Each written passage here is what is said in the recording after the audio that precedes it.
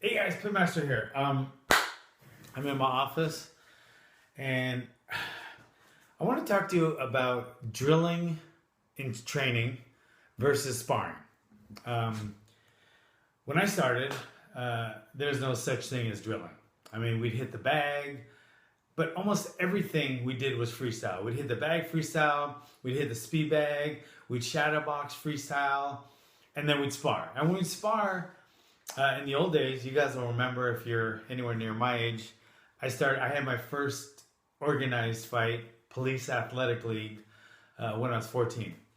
But when we spar, the guys at the gym, the trainers, or the people that ran the gym would put two people together, usually somewhere near the same size, and then boom, bing, the bell rang. And they would just go at it. It was a fight. Every time two guys would spar, it was pretty much a fight. And that was where most of the damage, brain damage, occurred. That's where the cuts and the bruises, and I mean, it was stupid, basically. But that's the way we did it from up until whenever. I mean, even when I opened my first gym, I would make my guys go at it, and I'd go at it with them, and we just spar all the time. And almost everything we do was freestyle, and that's changed a lot. I mean, even top of the notch, considered probably the toughest fighters out there, Robbie Lawler, he doesn't even spar anymore. He said he'll spar like once or twice a month when he's training for a fight. The rest of the time, he drills. So I've been liking drilling a lot more lately. And I wish drilling was around when I was younger, because I probably wouldn't have so much brain damage right now. And I wouldn't have gotten so much other damage. And I wouldn't have hated my life so much, because every time I went to the gym, it was a war. You know, it was a war. And then when you spar, we'd go to other gyms and spar, and it was just a war every time. So I am a big fan of drilling.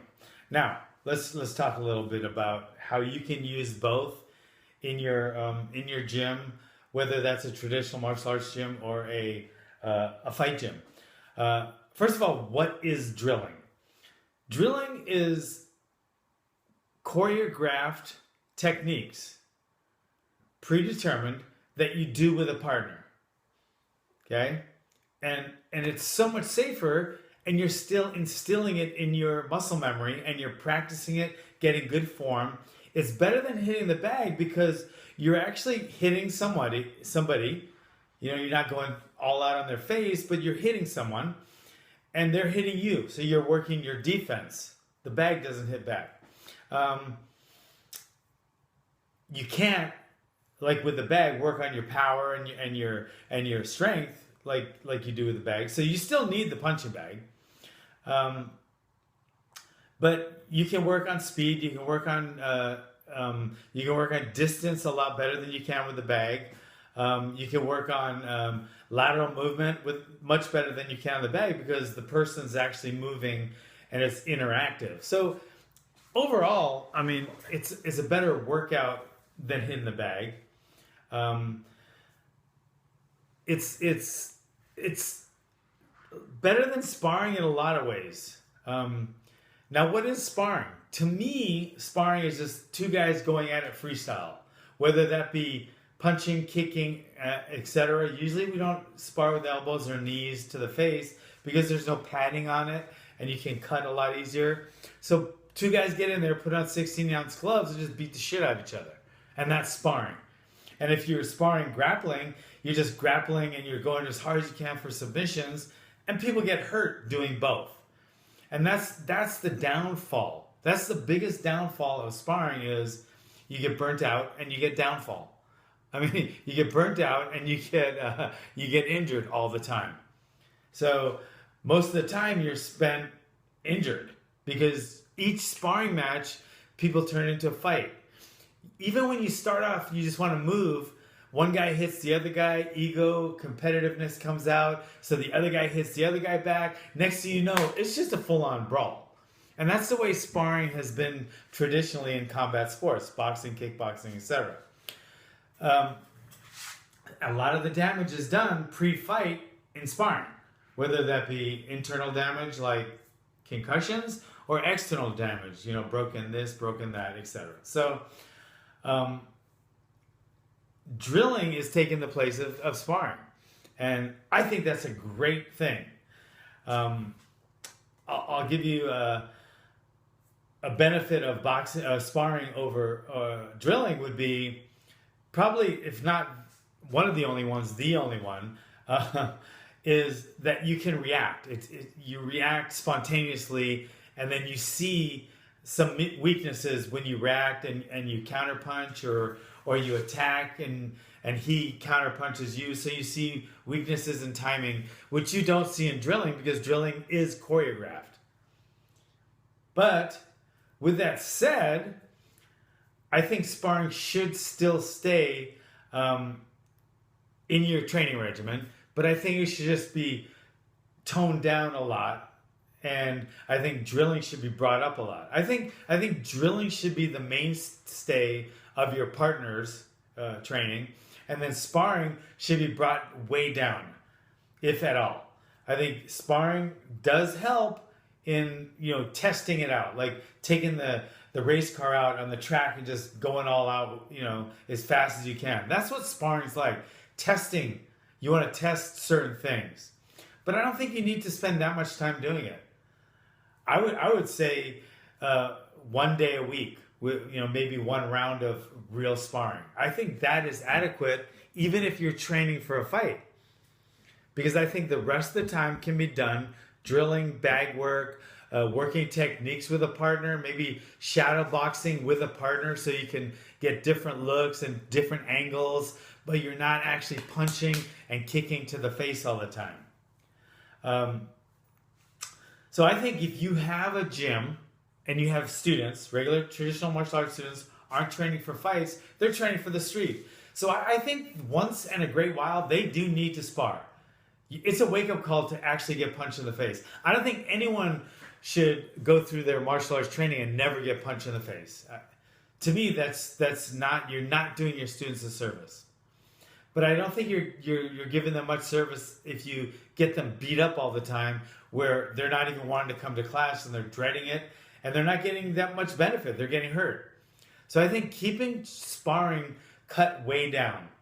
Maybe have an optional sparring day like we do, like Saturdays, where you can have a invite-only sparring day, because then you can monitor who's actually showing up, so you don't get the big bullies in there trying to beat everyone up. You get people, like-minded martial artists, that want to actually work with each other and get better and train for the common good, the common goal, which is staying safe on the street and having fun along the way. And it's no fun when there's one guy in there always trying to take your head off and you're just trying to spar. Okay? If you're a fighter, that's another thing, because you have to once in a while get used to that, because your opponent in the cage is going to do that. But you don't have to do it all the time. That's my main point. I think drilling should be at least a 90% of your partner training, and then sparring maybe 10% or even a little less. Okay? I think there still should be, I think there should be the bag work. I think you should keep bag work in, because you work your power. I think bag work should always be there. I like speed bag once in a while if you got it. If not, no big deal. I think mitt work is great for timing and different techniques. I think the jump rope and the shadow boxing and everything else is I'm not even talking about it in this video, but I think sparring should be cut way down to 10 or less %, even pre-fight, because you can drill hard. I mean, you can drill. I'll give you a couple examples of drilling right now. 1, 2, skip, liver kick. Now your opponent, your partner, has to keep his elbow in tight, so he's working his defense as well as you're working your offense. And then you go back and forth. 1, 2, liver kick. 1, 2, liver kick. Okay? You can do leg check drills where you leg check and then you get used to countering right away. You can do that. And that gets pretty tiring and it works. There is some contact being made, so you can work that. You can work a left hook and a head kick and just drill that. These things that you're drilling become in your muscle memory, and you're going to bring them out in the fight. So my main thing here is to say, whether you have a traditional martial arts school or you're a trainer of UFC champions, I think you should cut way back on the sparring, but keep it in. Maybe have like 2 sparring days a month. Even when they have a fight coming up, just drill the rest of the time. Or 1 sparring day a week, but just have them spar 1 round and then drill the rest. The way I like to do it is my guys will drill for like 2 or 3 minutes and then boom, I'll have them go freestyle. Then they'll spar for like a minute. Boom, then I'll drill them again for a few minutes. Then I'll give them a water break and then I'll just have them drill for like 2 or 3 minutes, spar for 1. I keep it flowing like that. So they're drilling and then spar a minute, then back to drilling, and I'll just be, yelling out instructions. So I hope that helped. Please comment below and let me know if there's anything else you want to hear about, or if you have any questions about what I just talked about. Okay? So drill, drill, drill for skill. All right? Thanks for coming, guys.